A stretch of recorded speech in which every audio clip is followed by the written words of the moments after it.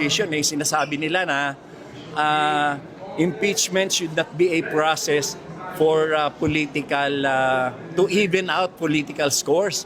Wala namang political scores na tinitingnan dyan paano nila lalampas sa isip nila yung merong certification ang AFP na yung 15 million na sinasabi ng OVP na binigay nila sa Armed Forces of the Philippines doon sa isang youth seminar nila, sabi ng AFP, wala kaming nare-receive. So doon pa lang halata mo na ninakaw yung pera Tapos sasabihin mo, political score.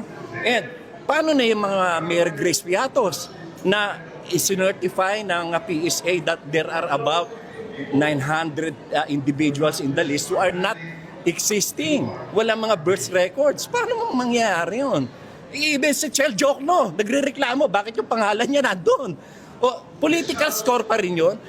Halata kasi na itong Supreme Court is just siding with Sara. Ako nga, dinisbar ako for a much lesser offense. Samantalang si Sara, katakot-takot na pagmumura, katakot-takot na pagbabanta, ng pagpatay ang ginawa niya, hindi siya dinidisbar. So ang Supreme Court talaga, tuta ng Duterte. Yang si